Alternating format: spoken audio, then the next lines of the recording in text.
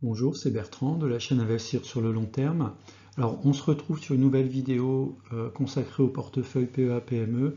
C'est l'épisode numéro 7. Alors, ce qu'on va voir sur cet épisode, on va démarrer par le résultat d'un sondage que j'ai fait il y a maintenant à peu près 2 semaines. Ensuite, on verra la synthèse du PEA-PME et on passera à la revue des achats, puisqu'il y a eu des ventes et également des achats dans le courant du mois de septembre.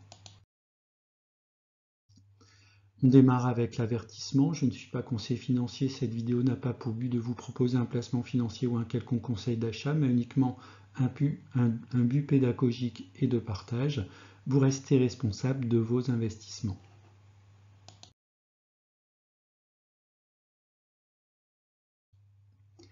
Alors effectivement, j'avais fait un sondage. Mon PEA-PME est en moins-value. Donc je trouvais ça intéressant d'avoir également un petit peu votre avis sur le vôtre, si vous en détenez un.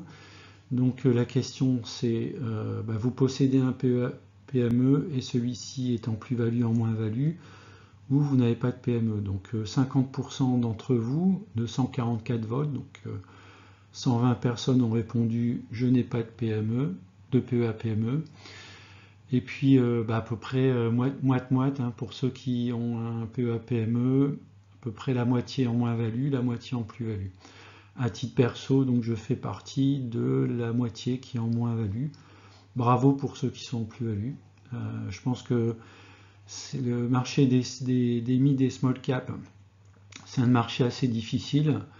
Donc j'ai encore pas mal de choses à apprendre sur ce marché.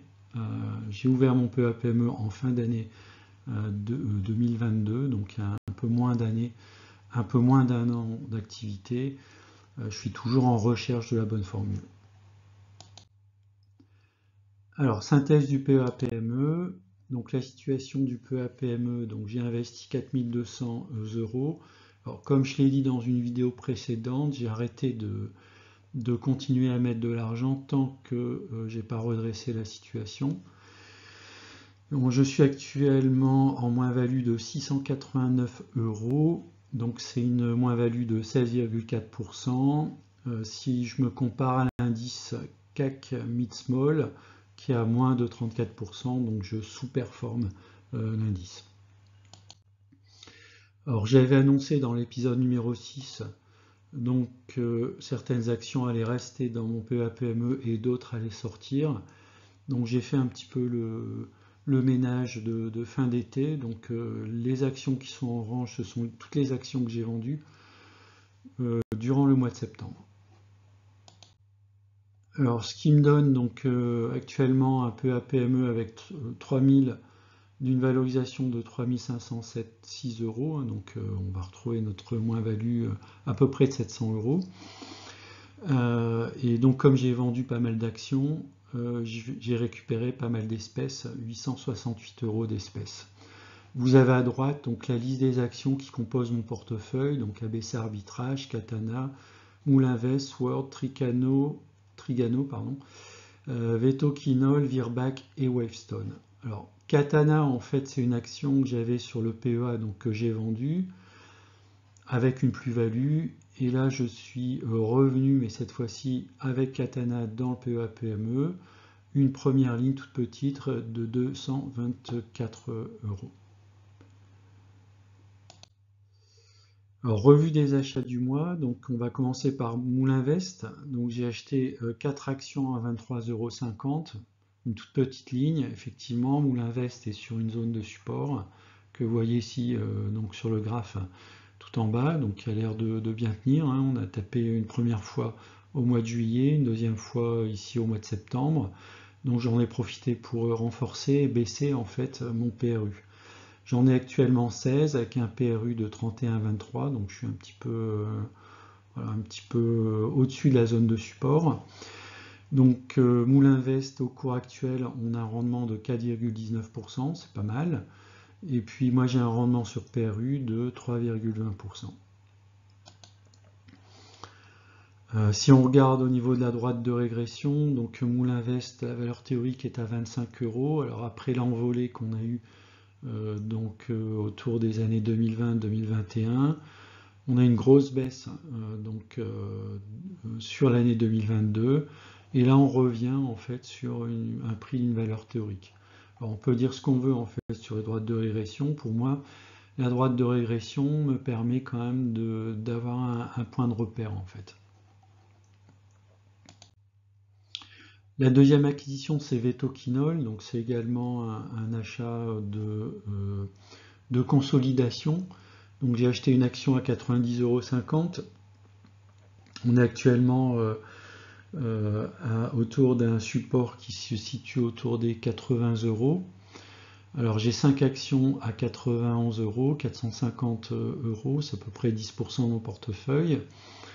J'ai un rendement de 1%, un rendement sur PRU de 0,87. Vetoquinol, si on regarde à droite de régression, on a une valeur théorique de 92 €, donc on est actuellement en dessous. Alors historiquement, le cours a évolué par exemple entre 2012 et 2020 sous sa valeur théorique. Elle a flambé donc autour de 2022, on le voit, on est même allé quasiment sur 2 sigma, et là il y a une correction, on est revenu en dessous de son prix théorique. Sword, donc j'en ai acheté 3 à 36,10 €. Donc j'avais tracé un canal ascendant qu'on peut voir sur le graphique autour des 42 €. On est sorti en fait de ce canal ascendant de manière assez violente pour revenir sur un support historique mensuel qu'on a connu donc en avril 2021, en juillet 2022, et puis donc on revient sur ce support ici en octobre 2023.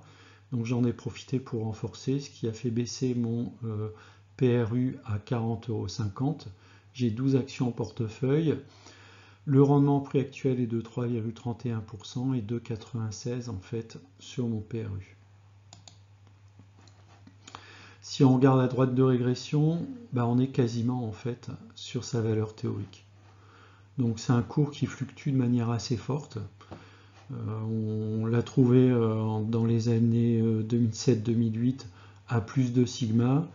On est allé toucher les moins 1 sigma en 2020, plus 1 sigma qu'on a touché plusieurs fois dans l'année 2021-2022. Donc c'est pour moi un prix qui me paraît tout à fait cohérent actuellement.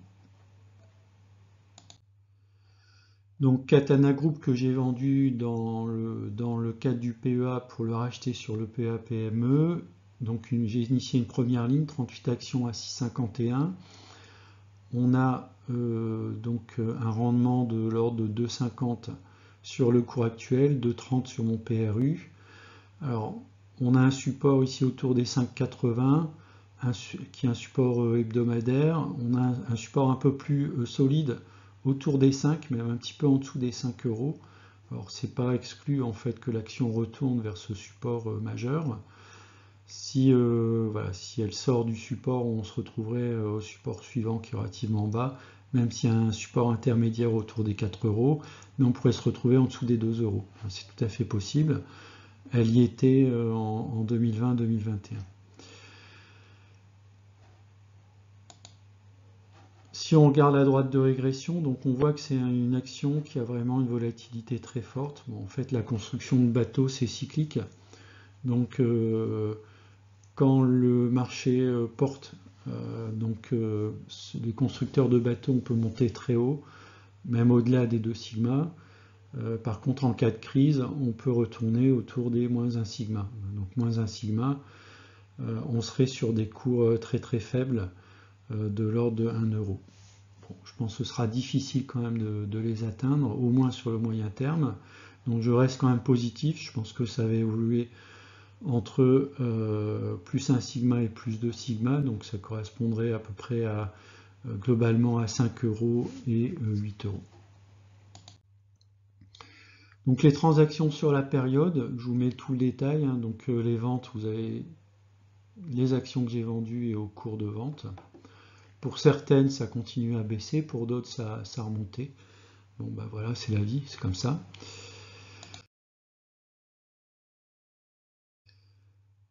Voilà, c'est la fin de la vidéo. Je vous remercie de l'avoir regardé. N'hésitez pas à mettre un commentaire si vous le souhaitez. Et je vous dis à bientôt pour une prochaine vidéo.